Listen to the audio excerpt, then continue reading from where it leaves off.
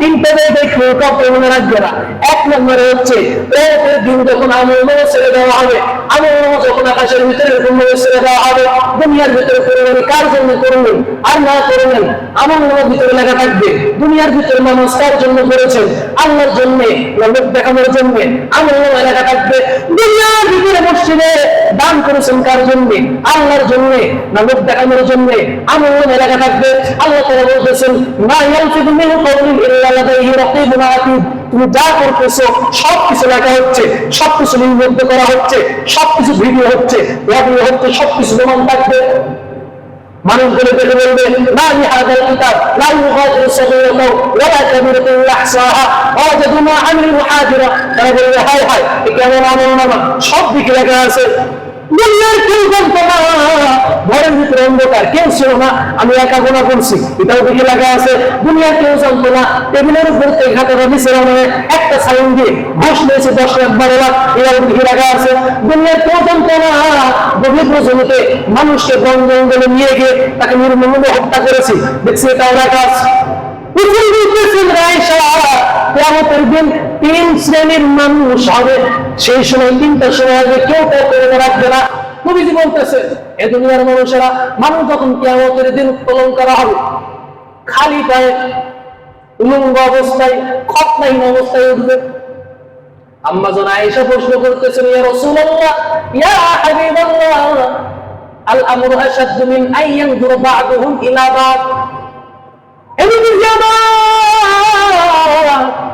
মানুষ যে কিয়ামতের দিন উলঙ্গ অবস্থায় খালি পায়ে খতনাহীন অবস্থায় উঠবে, একজন কি আরেকজনের দিকে তাকাবে নাকি?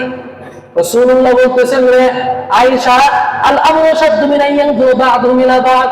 কিয়ামতের দিন এত পরিমাণ ভয়াবহ, এত পরিমাণ ভয়াবহ কঠিন অবস্থা হবে, একজন মানুষ আর একজন মানুষের দিকে তাকানো পর্যন্ত সময় পাবে না।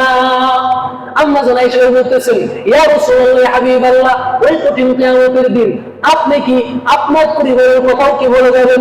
নবীজি বললেন 3টা জায়গায় মানুষ কেউ কাউকে মনে রাখবে না। কয়টা জায়গায়? আরো জোরে বলুন কয়টা জায়গায়?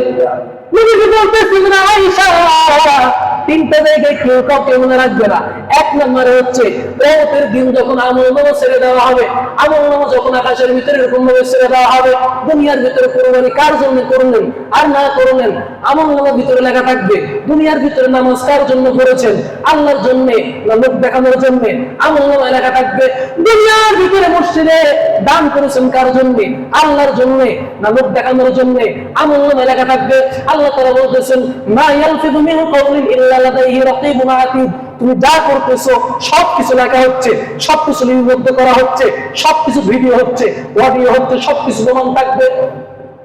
মানুষ বলে দেখে বলবে মা লিহাদাল কিতাব লা ইউগাদিরু সাগীরাতাও ওয়ালা কাবীরাতাও ইল্লা আহসাহা ওয়াজাদু মা আমিলু হাদিরা। তারা বলবে হায় হায় এ কেমন আমলনামা, সব দিকে লেখা আছে। দুনিয়ার কেউ জানতো না, ঘরের ভিতরে অন্ধকার, কেউ ছিল না, আমি একা গোনা করছি, এটাও দিকে লেখা আছে। দুনিয়ার কেউ জানতো না, টেবিলের উপর থেকে খাতাটা নিচে নামে একটা সাইন দিয়ে ঘুষ নিয়েছে 10 লাখ 12 লাখ, এটাও দিকে লেখা আছে। দুনিয়ার কেউ জানতো না গভীর জমিতে মানুষকে বন জঙ্গলে নিয়ে গিয়ে তাকে নির্মমভাবে হত্যা করেছি, দেখছি এটাও লেখা আছে। রাসূল বলতেছেন আয়েশা কিয়ামতের দিন 3 শ্রেণীর মানুষ হবে, সেই সময় 3টা সময় আসবে, কেউ কাউকে মনে রাখবে না। 1 নম্বর সময় যখন আমলনামা ছেড়ে দেওয়া হবে, আমলনামা যখন ছেড়ে দেওয়া হবে, নবীজি বলতেছেন মুমিন নেককার বান্দা যারা তাদের হাতগুলো সামনের দিকে থাকবে, আল্লাহ পাক রব্বুল আলামিন তাদের আমলনামাগুলো তাদের ডান হাতের ভিতরে দিয়ে দিবেন, উড়ে এসে তাদের হাতের ভিতরে পড়বে, ডান হাতের ভিতরে। আর যারা বক্কার হবে, মুনাফিক হবে, ফাসিক হবে, কাফের হবে, দুনিয়ার ভিতরে নামাজ পড়তে লোক দেখানো, সবকিছু করতে সব লোক দেখানোর জন্য, বলে এই মানুষগুলোর হাতগুলো থাকবে পিছনের দিকে ঘোরানো, উল্টানো। বলে যে এই মানুষের আমলনামাগুলো পিছনে বাম হাতের উপরে এসে পড়বে।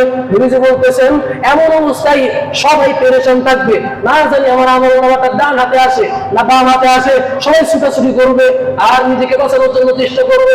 নবীজি বলতেছেন আয়েশা এই অবস্থায় কেউ কাউকে মনে রাখবে না, এমনকি আমি নবীজি পর্যন্ত স্বয়ং আমার পরিবারকেও মনে রাখবো না।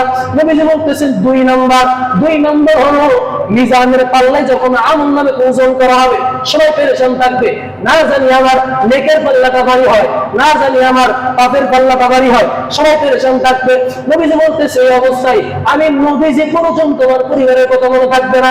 নবীজি বলতেছে তিন নাম্বার হলো যখন জাহান্নামের উপর একটা পুল সিরাজ থাকবে, পুল